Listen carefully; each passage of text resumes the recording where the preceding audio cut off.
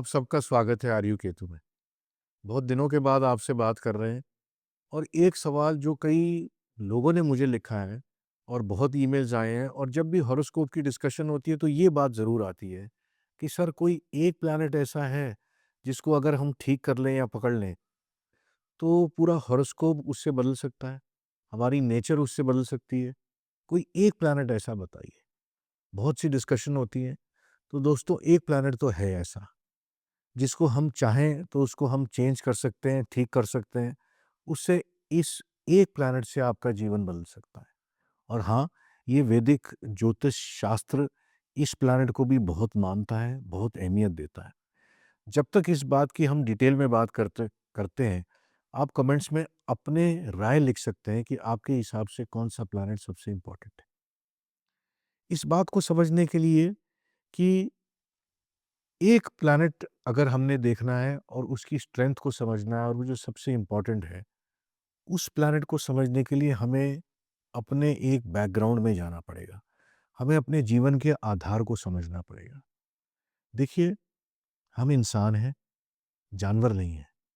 और जानवर का मैं एक आपको एग्ज़ाम्पल दे सकता हूँ कि अगर गाय जिसको खाना ना मिले, घास ना मिले, वो कितनी भी भूखी रहे, मगर वो घास के अलावा मांस कभी नहीं खाएगी। भूखी मर जाएगी। नेचर ने, भगवान ने उसके दिमाग में एक ऐसा कोड फिट कर रखा है कि वो अपने सिस्टम से कभी चेंज नहीं होगी। शेर एक ऐसा जानवर है जो घास नहीं खाता है। अगर उसको मांस नहीं मिलेगा, वो मर जाएगा, मगर वो घास नहीं खाएगा।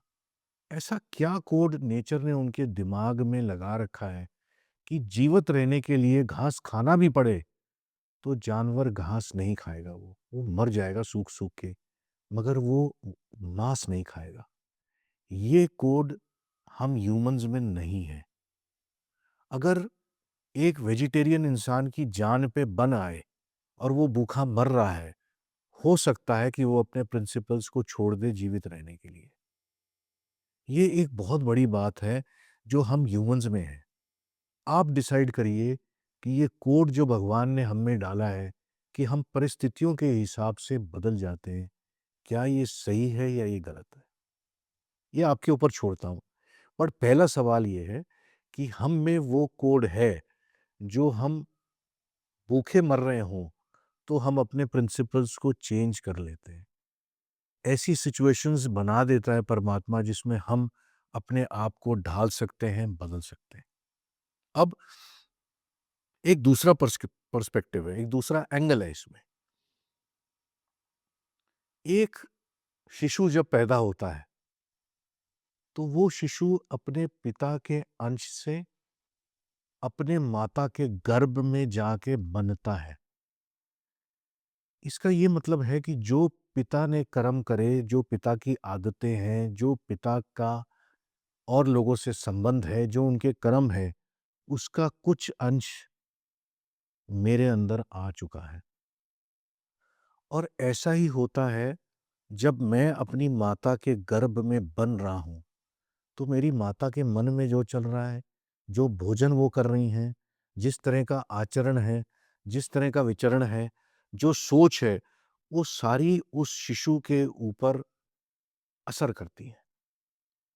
इसका मतलब ये है कि जो मेरे अंदर आत्मा है और जो मेरा शरीर है, उसकी बनावट में जब मैं गर्भ में था, तो पिता का अंश, और माता की उस 9 महीने में जो परिस्थिति रही, वो सारी मेरी डेवलपमेंट के लिए रिस्पॉन्सिबल होती हैं।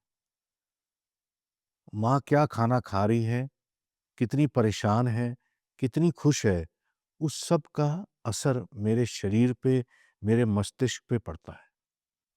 और वो चीज़ें मेरे को बनाती हैं। और उससे एक चीज़ उत्पन्न होती है, जो सवाल मैंने पहले करा था कि कोड एक जानवर नहीं बदल सकता। वो मांस खाएगा, तो वो मांस ही खाएगा। ये कोड जो इंसान बदलता है, इस कोड को बदलने को ज्योतिष शास्त्र में बहुत डीपली अंडरस्टैंड करा गया है और उसको कहा गया है मन। इसका मैं आपको एक एग्ज़ाम्पल देता हूँ। एक स्टूडेंट है, उसका एग्ज़ाम आ गया, उसने पढ़ाई करनी है। उसके माँ-बाप उसको डाँट रहे हैं, "तू इधर से उधर घूम रहा है, पढ़ क्यों नहीं रहा है?" उसका एक जवाब आता है कि मेरा मन नहीं लग रहा है। क्या चीज़ है ये मन? जबकि मस्तिष्क का काम है कि आपको बिठाना और आपको पढ़ाना। आपके सामने नोट्स हैं और आपको पता है कि पढ़ाई नहीं करी तो नंबर कम आएँगे, आगे जाके मुसीबत बनेगी। फिर वो क्या चीज़ है जो आपको रोक रही है? मेरा मन नहीं कर रहा है। एक और उदाहरण लेते हैं। हमारे लिए कोई चीज़ ठीक नहीं है या हमें बीमारी में डॉक्टर ने ये चीज़ें खाने के लिए मना करी। आप जाके अपने दोस्त को कहते हैं, डॉक्टर ने मना तो करा है, शुगर है मुझे बहुत, मगर मीठा खाने का मन कर रहा है, रुक नहीं रहा। सीधा-सा मतलब है कि मेरे अंदर जो भी शक्तियाँ हैं, उनको जब मैं कंट्रोल नहीं कर पाता, उनको मैं जीत नहीं पाता, तो ये मन मेरे पे हावी हो जाता है। और एग्ज़ाम्पल ऐसी चीज़ों से बहुत ले सकते हैं, जैसे एक कहना तो नहीं चाहिए बट शराब एक ऐसा एग्ज़ाम्पल है। डॉक्टर ने मना कर दिया कि अब लीवर खराब हो गया है। अब ये पिएँगे तो बर्बाद हो जाएँगे। फिर भी जवाब एक आता है, वो पी गया, मेरा मन कर रहा था, मेरे से रुका नहीं गया। इस मन को ज्योतिष शास्त्र बहुत डीपली स्टडी करता है। अब तक जो ज्योतिष के स्टूडेंट हैं या जो हमारे चैनल के साथ एसोसिएटेड हैं, वो अब तक कुछ हद तक समझ गए होंगे कि मैं किस ग्रह की बात कर रहा हूँ। ये वैदिक ज्योतिष शास्त्र में मन को इतनी इम्पोर्टेंस दी गई है कि बहुत सी विंशोत्तरी दशा की कैलकुलेशन, बहुत से बेसिक चार्ट्स जो बनते हैं, वो सब इस मन के ग्रह को लेके बनते हैं। ये इतना हमारे में ज़रूरी है। बड़े बुज़ुर्ग हमारे को समझाते रह गए, मन की मत सुन, दिमाग की कर। मन तुझे डुबो देगा। जो सही है वो कर, मन की कम सुन। मन के होए जीत, मन के होए हार। मन को काबू कर। ये सारी बातें बड़ों ने हमको बहुत बार समझाई। और ये मन क्या है? ये मन है एक ग्रह जिसको आप कहते हैं चंद्रमा, मून। इस मून की इतनी इंपॉर्टेंस है कि अगर ये मून मेरे हॉरोस्कोप में कमजोर हो गया तो मैं जीवन में जो निश्चय करता हूं उसको बीच में छोड़ देता हूं। अगर ये चंद्रमा कमजोर है तो मेरा संकल्प कुछ नहीं है, मेरा प्रॉमिस कुछ नहीं है। मैं जीवन में हर चीज हर रोज सोचता हूं कि मैं इस काम को आज करूंगा और कभी भी उस काम को मैं कर नहीं पाता हूं, उसको बीच में त्याग देता हूं। आज किसी ने सोचा कि आज उठ के कसरत करनी है सुबह और सेहत को ठीक करना है, मगर सुबह नींद खुलती नहीं, खुलती भी है तो मन नहीं करता।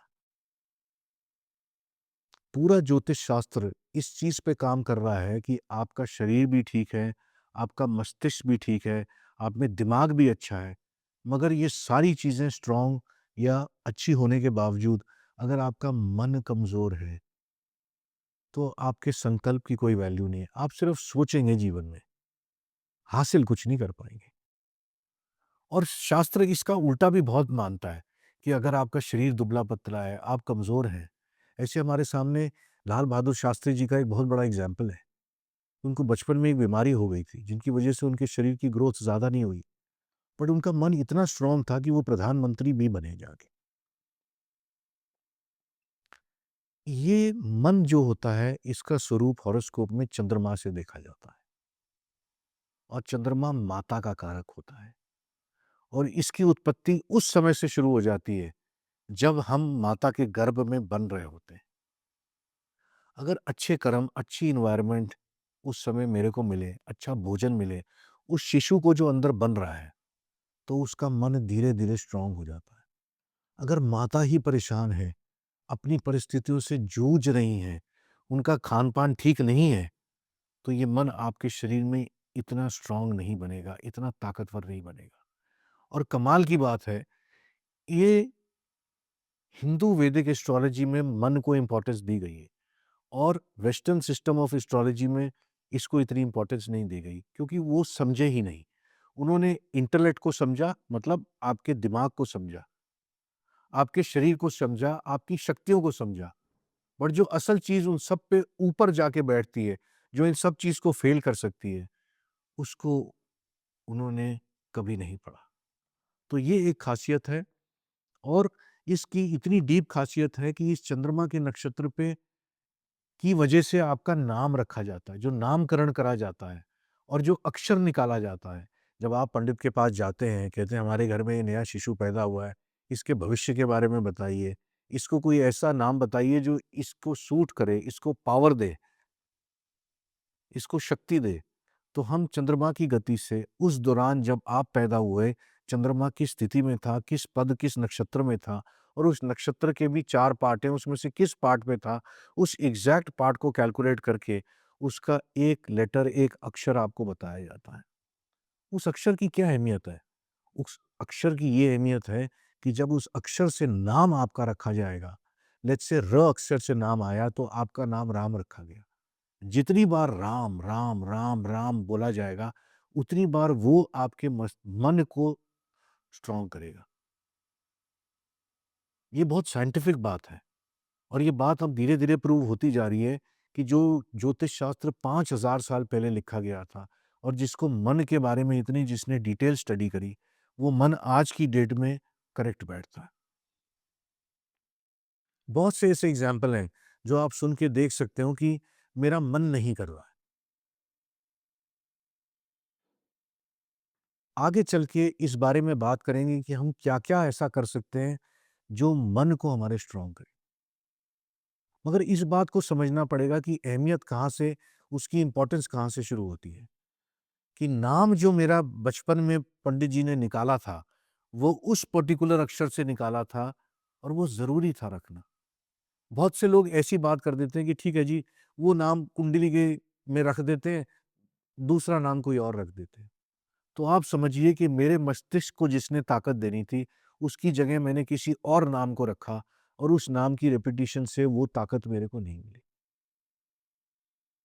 ये भी एक तरीके से बहुत बड़ा उपाय है, जो शुरू में हमारे बाप-दादाओं ने करा। वो गए, समय निकाला और पंडित के पास सीधा बैठे कि पंडित जी बताइए, गंडमूल में तो नहीं पैदा हुआ है, कोई ऐसे नक्षत्र में तो नहीं पैदा हुआ है, जो इसकी सेहत ठीक रहे, माता-पिता पे भारी ना हो और अक्षर बताइए, जिससे हम इसका नाम रखें जो इसको तरक्की दे। दूसरा चंद्रमा की सबसे बड़ी इम्पोर्टेंस। वैदिक ज्योतिष शास्त्र में जैसे लगन कुंडली बनती है, वैसे एक चंद्र कुंडली बनती है। वो चंद्र कुंडली क्यों बनती है? वो आपके मन को पढ़ने के लिए बनती है कि भगवान ने शक्ति दी, घर दिया, परिवार दिया, पैसा दिया, रुतबा दिया, क्या इसको चला पाएँगे या इसको बर्बाद तो नहीं कर देंगे? क्या पढ़ाई में मन लगेगा? क्या आके जीवन में कुछ ऐसा हासिल करेंगे कि सब कुछ होते हुए भी उसको नष्ट कर देंगे मन की वजह से? और तीसरी सबसे इम्पोर्टेंट बात, जो हम दशा अंतर्दशा कैलकुलेट करते हैं, जो हम आपको टाइम बताते हैं कि आपका ये समय ठीक आने वाला है, ये समय से सावधान रहिए, वो समय 90% मन के ऊपर बेस्ड है।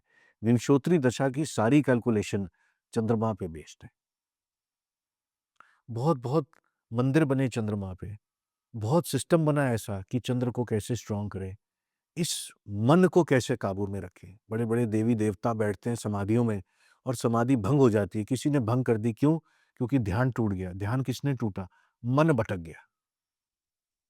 तो आज समझिए, जीवन में अगर कोई तरक्की करनी है, जीवन में कुछ बनना है, तो मन को पकड़िए। मन को स्ट्रॉन्ग करिए इतना कि जो चाहें आप हासिल कर सकें। मन के होए जीत और मन के होए हार। अगली बार तक के लिए प्रणाम।